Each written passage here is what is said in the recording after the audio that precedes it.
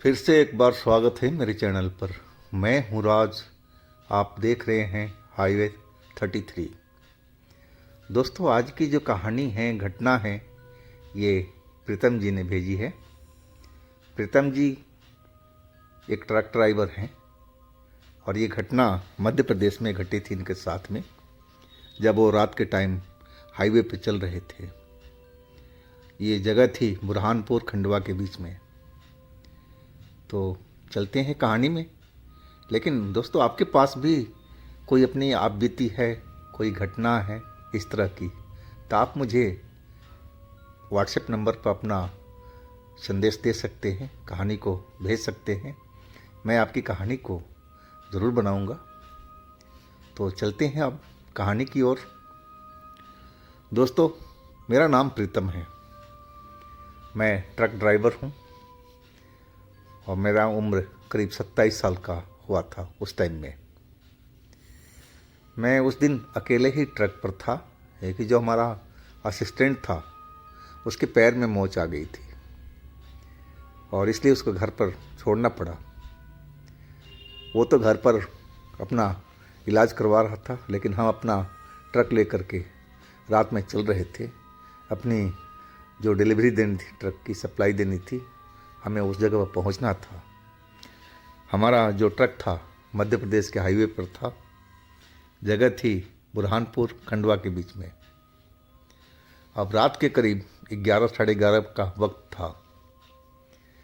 मैं तो आज अकेले था और बोर हो चुका था। है कि वो लड़का होता तो उससे हम बातचीत कर लेते थे। अब तो अकेलापन का बहुत एहसास हो रहा था और इसलिए मैं म्यूजिक चला रखा था। म्यूजिक सुनते सुनते अब मैं ट्रक चलाए जा रहा था। लेकिन थोड़ी देर म्यूजिक चलने के बाद में म्यूजिक का जो सिस्टम था वो बंद हो गया। मैं उसको ठोकने लगा, यानी कि कई बार वो ठोकने से चल जाता था, लेकिन इस बार तो चला ही नहीं। अब मैं तार वार को देखने लगा, लेकिन तार दूसरी साइड में था उसका, और ट्रक चलाते तो संभव नहीं था कि हम उस तार को पकड़ कर देख लें।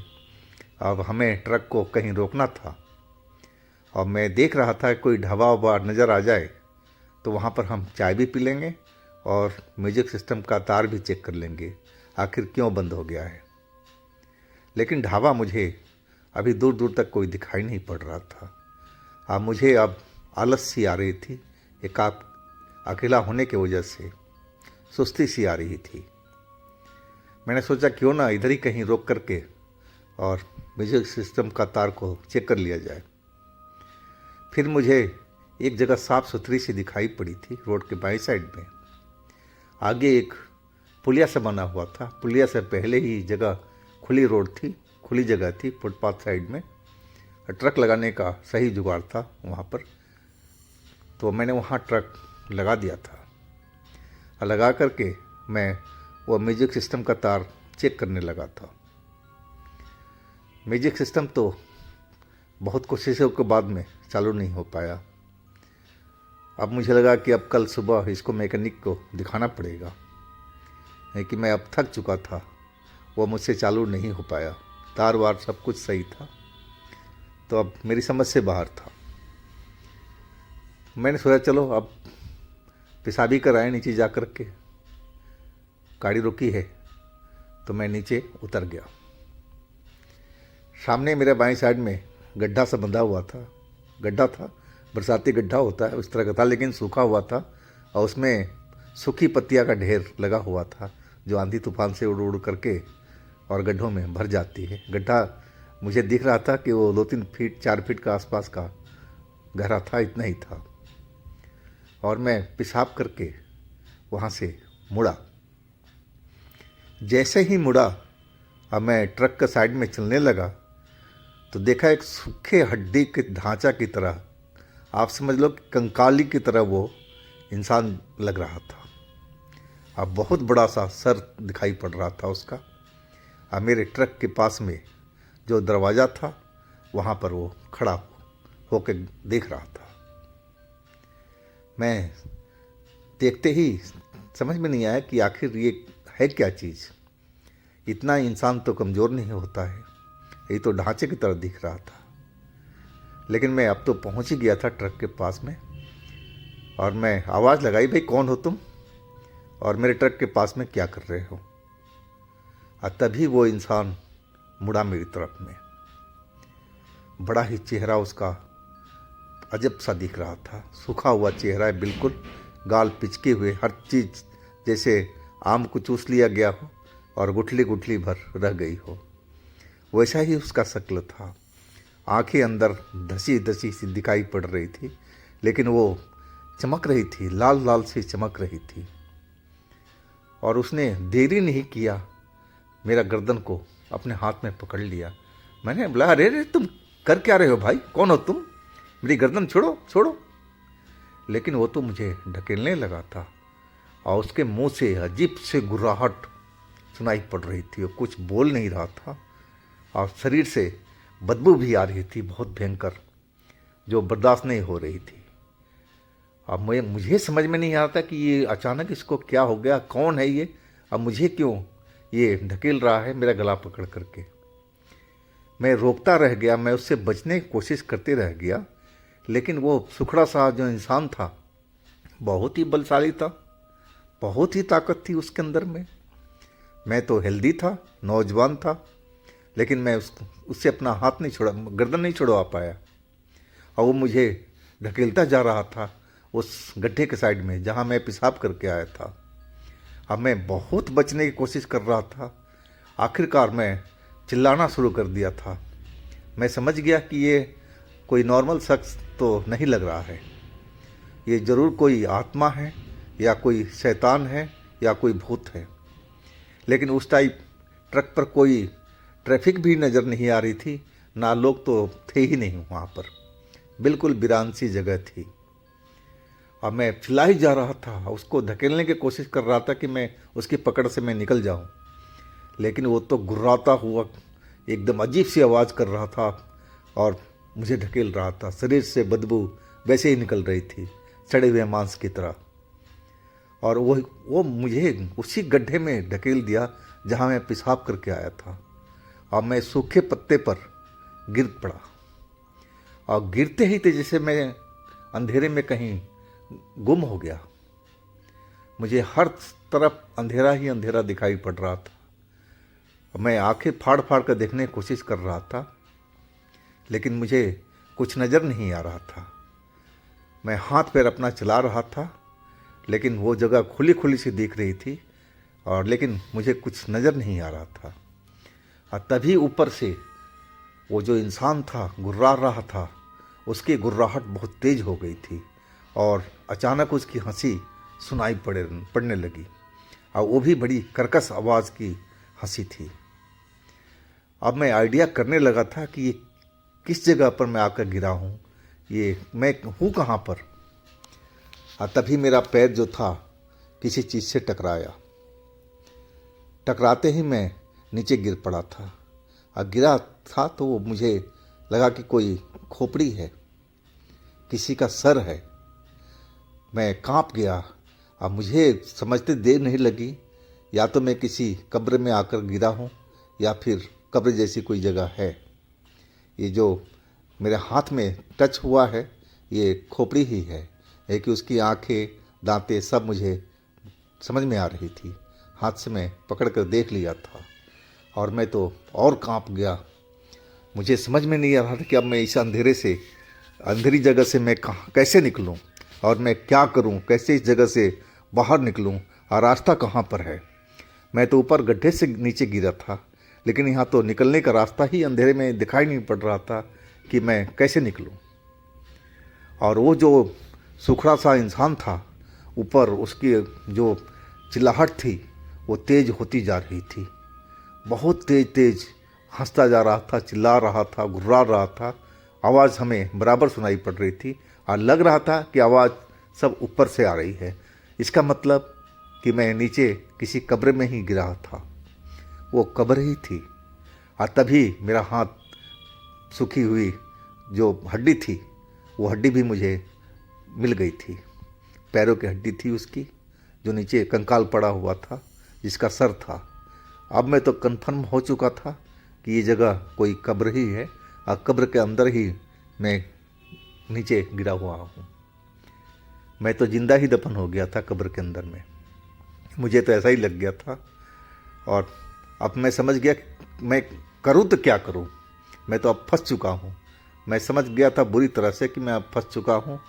अब ये जो शैतान है ऊपर में जो हंस रहा है, उसका जो मेन मकसद था मुझे इस गड्ढे में, इस कब्र में गिराना था, ताकि मैं यहीं दफन हो जाऊं, जिंदा ही मैं इसमें रह जाऊं या मर जाऊं मैं। और तभी ऐसा लगने लगा कि उस कमरे के अंदर में, कब्र के अंदर में धुआं सा दिखाई पड़ने लगा, दिखाई नहीं, महसूस होने लगा। और मेरी जो सांस थी, वो सांस लेने में भी दिक्कत होने लगी थी। मेरे आँखों में धुआं घुस रहा था मेरे नाकों से, और मैं खांसने लगा था। खांसते खांसते मुझे लगा कि अब मेरा दम घुट जाएगा। और वही हुआ कि मैं अब बेहोश होकर के नीचे गिर गया था। जब मुझे होश आया, मेरी आंखें खुली, तो मैं अपने आप को समझा कि शायद मैं अब मर चुका हूँ। और मैं इधर उधर देखने लगा तो मुझे अपना खुला हुआ आसमान दिखा। सुबह होने जा रही थी। मैं अपने आजू बाजू में देखा तो मैं सूखी पत्ते के ढेर पर पड़ा हुआ था। मैं अपने शरीर देखा, मैं सही सलामत था। तब मैं समझ में आया कि मैं अभी जिंदा हूँ और मैं उसी ढेर पर गिरा था जहाँ से मैं नीचे चला गया था। शायद कब्र के अंदर नीचे उसके कब्र थी, और उसी के ऊपर में जो ढेर था सूखे पत्तों का गड्ढे के अंदर में, उसके ऊपर ही पड़ा था। वो सूखा हुआ इंसान मुझे कहीं दिखाई नहीं पड़ रहा था। मैं जल्दी से उठा और मैं बाहर निकल आया। वो 3-4 फुट की गड्ढा था, मैं आराम से ऊपर आ चुका था। अब मैं अंदाज़ा करने लगा कि आखिर मैं कैसे नीचे गया था, है कि मैं उसके ऊपर ही लेटा था। ये सब क्या था? अब तो सुबह हो चुकी थी और वो सूखा इंसान तो कहीं नज़र नहीं आ रहा था। लेकिन मैं इतना जान चुका था कि सारा खेल उसी सूखे हुए इंसान जो भूत था उसी का था। और मैं इतना तो मालूम हो चुका था कि मेरे से जो गलती हुई है इसकी उसने सज़ा दिया था। गलती मेरे से ये हुई थी कि मैं उसी गड्ढे के अंदर में पेशाब किया था खड़ा होकर के रोड से। और इसीलिए मुझे लग रहा था कि वो उसका घर था, उसके अंदर नीचे जो कब्र बनी थी, और वो गुस्सा हो गया होगा, तभी निकल करके वो बाहर आया था। लेकिन मेरी जान तो बकस दिया था, मुझे जान से नहीं मारा था। अब फिर मैं काहे के लिए उस जगह पर रुकने जाऊं। अपना ट्रक में बैठा और जल्दी से वहाँ से निकल भागा उस जगह से। लेकिन कहानी अभी ख़त्म नहीं हुई थी। मैं जब भी रात में सोता, वही भूत मुझे सपने में दिखाई पड़ रहा था और वो कब्र मुझे दिखाई पड़ रही थी। वो भूत मुझे रात को रोज़ सपने में उस गड्ढे में, उस कब्र में मुझे लेके जाता था। और मेरी घबराहट बढ़ जाती थी सपने में, और मैं उठ करके बैठ जाता था, डर जाता था कहा जाए तो। ऐसा अक्सर मेरे साथ रोज़ रात को होने लगा था जब मैं सोने की कहीं पर कोशिश करता था, या ट्रक में हो या मैं अपने घर पे हूँ, कहीं पर भी ये मेरे साथ में होने लगा था। अब तो मैं सोने से भी डरने लगा था। मैं अधिकांश दिन में ही झपकी मारता था और रात भर मैं जागता था डर से कि कहीं वही सपने में मैं चला जाऊं, वो भूत मुझे पकड़ करके उस कब्र में ना ले जाए। अब ये बात मैं अपने घर पर गया, घर पर घर वालों को बताया, तब जाके हमारे घर वालों ने हमारी मदद की और एक तांत्रिक के पास में ले गए थे। अब फिर हमारा इलाज हुआ। अब इस चक्कर में मुझे 6 महीने तक घर पर बैठना पड़ा था, क्योंकि वो जो तांत्रिक था उससे भी मैं सही नहीं हो पाया था। जहाँ जहाँ लोग कहते थे कि इस तांत्रिक के पास चले जाओ, वहाँ मैं जाता था, लेकिन मैं सही नहीं हो पा रहा था, वो सपना मेरा पीछा नहीं छोड़ पा रहा था। अब मैं इस चक्कर में बहुत सारे तांत्रिकों, बाबाओं के पास में घूम चुका था, और फिर पता नहीं किस बाबा की दुआ काम आई, अब मैं फिर सही हो गया था धीरे धीरे करके। वो सपने से मेरा छुटकारा मिल गया था, लेकिन 6 महीना पूरा लगा था सही होने में। इसके बाद तो मैं ट्रक तो चलाता हूँ, लेकिन अकेले नहीं। और दूसरी चीज़, मैं सड़क पर तो पेशाब करने से भी घबराता हूँ, और मैं हमेशा ढाबा या कोई बाथरूम का ज़रूर तलाश करता हूँ, और अपने साथ में जो भी होता है उनको भी बताता हूँ कि भाई सड़क पर खुले में कभी पेशाब या शौच मत करो। ढाबा है, कोई बाथरूम है, वहाँ जा कर के आप उसको इस्तेमाल करो। तो दोस्तों, ये थी प्रीतम जी की एक सच्ची घटना। अगर आपके पास भी अपनी कोई स्टोरी है, कोई घटना है इस तरह की, तो मुझे इंस्टाग्राम पर या मेरे व्हाट्सएप नंबर पर शेयर कीजिएगा। मैं आपकी कहानी को ज़रूर बनाऊंगा। आप मेरे दूसरे चैनल पर भी विजिट कीजिएगा, उसमें भी अच्छी अच्छी कहानियाँ भरी पड़ी हैं। बहुत आनंद मिलेगा आपको वो कहानी सुन करके। लिंक मैं नीचे डिस्क्रिप्शन बॉक्स में दे रखा हूँ। मैं आशा करता हूँ कि आप लोग ज़रूर एक बार विजिट करेंगे। तो मेरे चैनल को सब्सक्राइब कीजिएगा, लाइक कीजिएगा, शेयर कीजिएगा। फिर मैं कल मिलता हूँ एक नई कहानी के साथ में।